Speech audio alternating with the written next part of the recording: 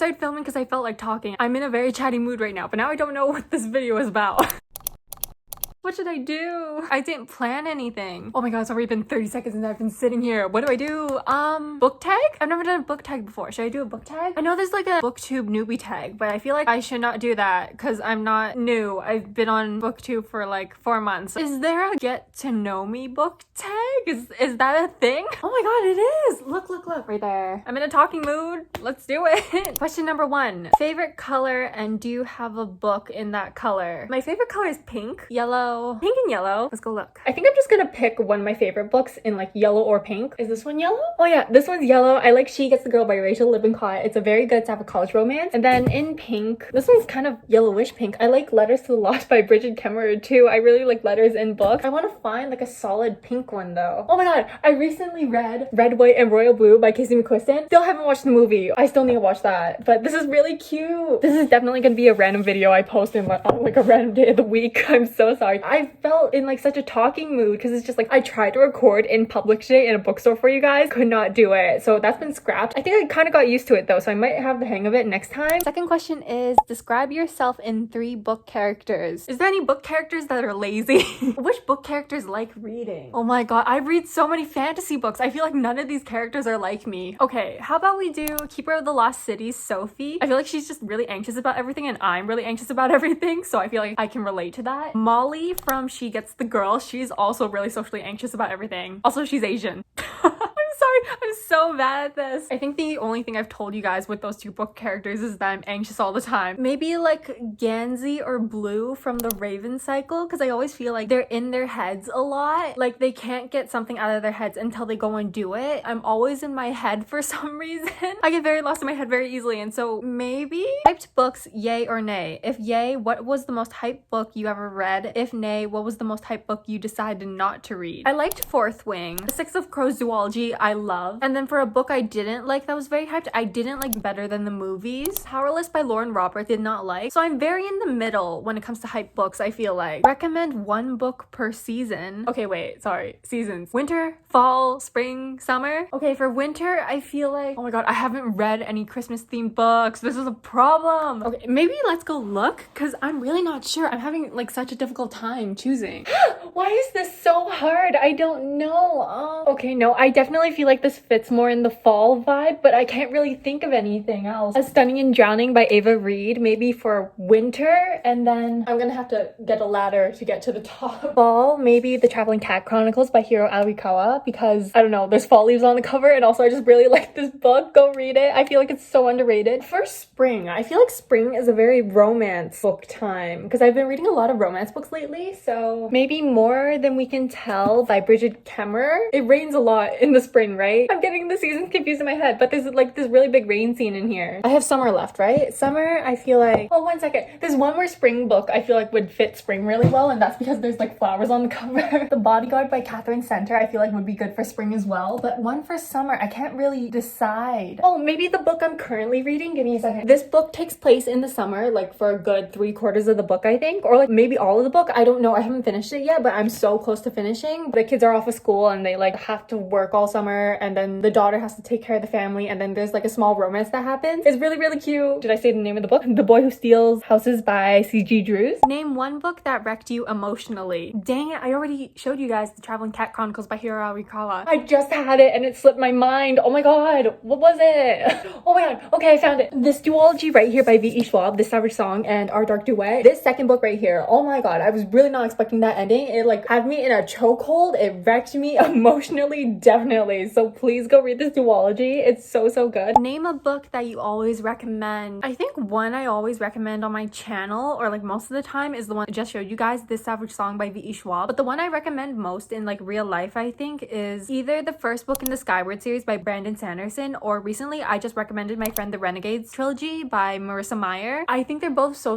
great if you're like in a reading slump. Like they're very action packed. Like you're never never bored, I feel like, so I recommend those quite a bit in real life. What book would you recommend with tea and cookies? Legends and Lattes by Travis Baldree. I feel like that one's kind of an obvious one considering like it takes place in a cafe, but definitely good tea and cookies vibes. I feel like that one's too obvious, so maybe I'll pick another one. Maybe Half a Soul by Olivia Atwater. It's a really cute romance, and I think it takes place in like Regency era, so I feel like it would pair well with tea and cookies for some reason. It just gives off that vibe. What is your guilty pleasure book? Can I say an entire book series? Literally these. I talk about these so much, so I'm not really sure if I'm that guilty. If I had a guilty pleasure book series, definitely this one. Like, it's actually so bad because there's like so much to dislike, but also those are the reasons you like it. It's a sports book, but it's not a sports romance. There's a subplot romance. There's also the mafia in here. I don't even know what to say about these. Favorite dessert and a book that reminds you of that dessert. My favorite dessert, I like mango pudding. I really like mangoes. Mangoes are also probably my favorite fruit. And speaking of fruit, I also like oranges. Do you guys count fruit as desserts? Probably not. But I really do like mango pudding. If I had read Priory of the Orange Tree, I would have answered with that, but I haven't. This one makes me like warm and cozy inside. Maybe a better expression would be like, it makes my insides melt. The House in the Cerulean Sea by TJ Klune. Oh, and for some reason also This Time It's Real by Anne Liang reminds me of mango pudding. Don't ask me why. I just stare at these books and I'm just like, oh, this reminds me of that, but I have no clue why. I can't think of why. 10. Are you a procrastinator? If so, what book have you been procrastinating reading? Definitely a procrastinator. Oh my god, I've been one all my life. My parents have told me this constantly. Oh, okay. This one. Defiant by Brandon Sanderson. I'm so scared. Does that count as procrastinating though if I'm scared of a book? I think so because I've been putting this off for a while. This came out in November. I've had this for like 5 months and I was so looking forward to this too, but then I read the second and third book in that series and I got really scared because they were terrible.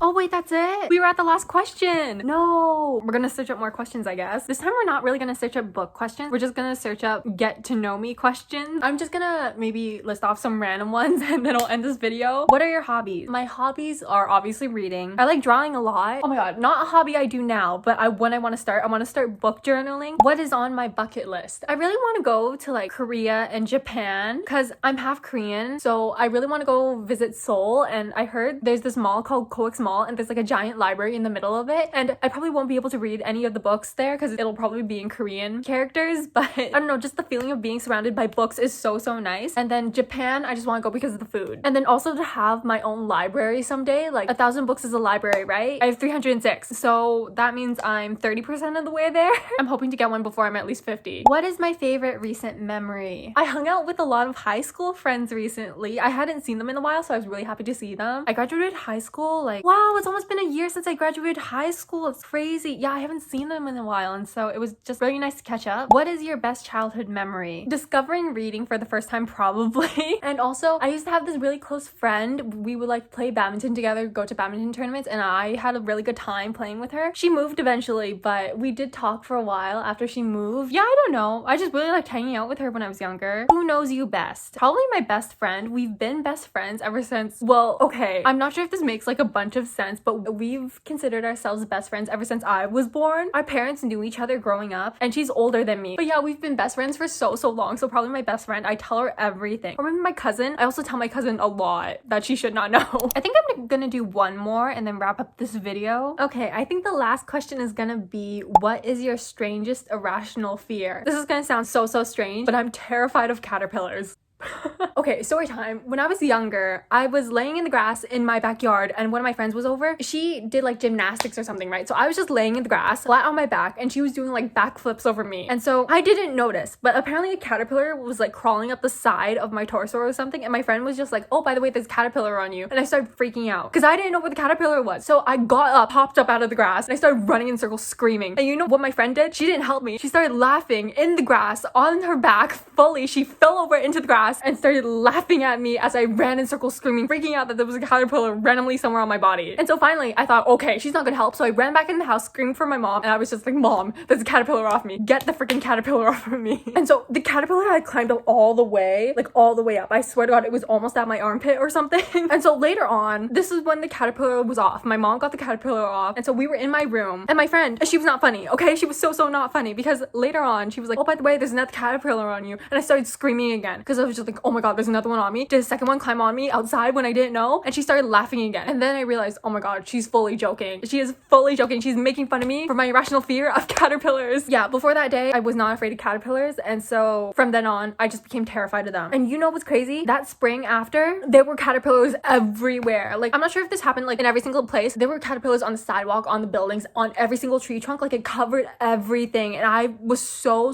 scared. Can anyone tell me if that happened anywhere else? Because for 2 spring/summer straight, there were caterpillars everywhere. Like, absolutely everywhere. Like, if you looked in some sort of random corner, there would be a caterpillar. And so my irrational fear of caterpillars did not help. I was scared to go anywhere. I had to go with a person. And if I saw a caterpillar, I would scream and literally jump on their shoulders. I would use them as a human shield. I'm just like, oh my god, protect me from this worm-like thing. And so because I'm scared of caterpillars, I'm also scared of worms, and I'm also scared of centipedes. I'm more scared of them than like spiders or bees. But yeah, anyways, I think that's the last question for now. I talked for so long. This video started out with me not knowing what to do, and then just ended with me talking for so long. I'm so sorry. I hope this wasn't boring. But yeah, I hope you guys enjoyed. This is definitely gonna be a video where I just randomly post it on any day of the week. I might even post it tomorrow. But yeah, I hope you guys enjoyed, and hope to see you in the next one. Bye.